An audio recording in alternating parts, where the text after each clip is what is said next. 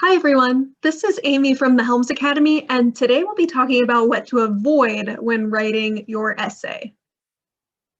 So for those of you planning to take the HiSET, GED, or the TASC tests, on one of those tests for the language arts writing, you'll have to complete an essay.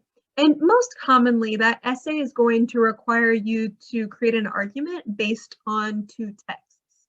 So when we look at that type of essay, we want to think about what's going to create the strongest argument.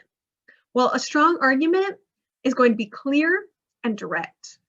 Strong arguments have multiple examples to offer proof of what you're arguing, and they use real and true and accurate information.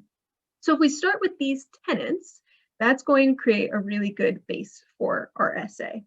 Now we have some more videos on our YouTube channel that will help you figure out kind of the structure of the essay and the different pieces that are helpful when planning out an essay for this test.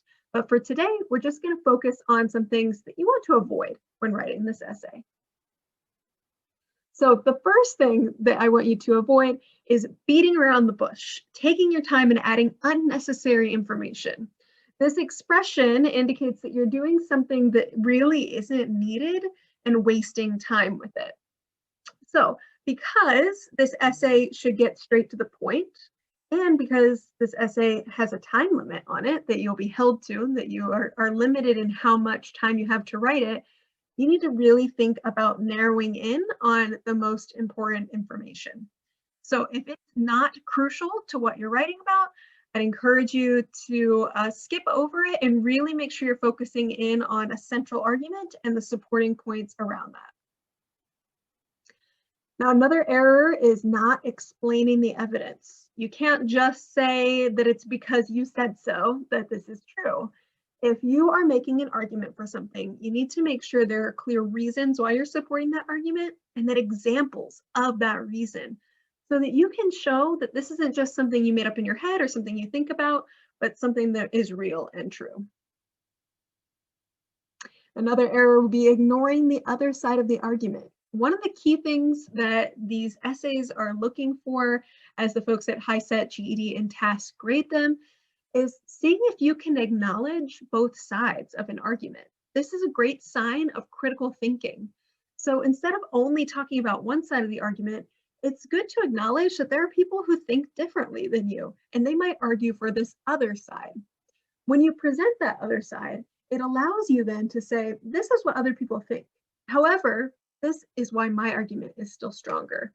So it's the ability to see that there are multiple ways of viewing the thing that you're talking about, but also to show that whatever it is that you're arguing for is still the stronger. Making up information is another thing you really have to avoid in this. So here we have a comic from Dilbert that says, I didn't have any accurate numbers, so I just made up this one. Studies have shown that accurate numbers aren't any more useful than the ones you make up. How many studies show that? 87. Now here we see a comic that's making fun of this idea of making up information and bringing some humor to it, with both the 87 made up studies and also this made up number that he's including in a report. But the important thing to remember is you can't make up information for a writing assignment. That's really important as you continue your education in the workforce, and it's important as you're taking this test as well.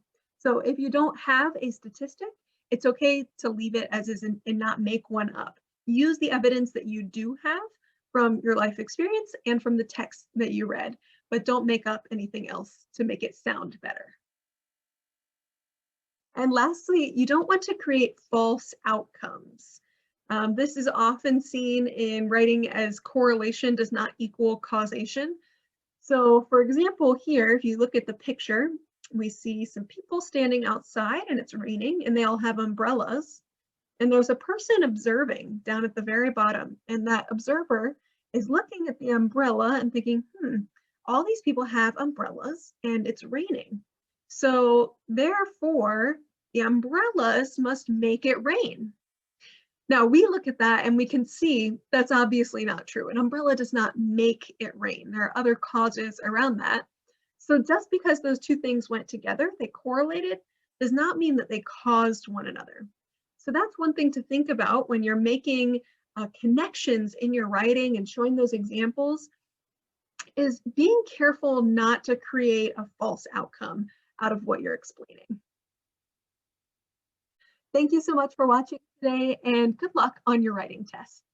I hope that you'll check out some of the other videos on our channel, and if you like them, give them a thumbs up and subscribe so you get the latest updates. You can also find the Helms Academy on Instagram and Facebook and on our website at helmsacademy.org.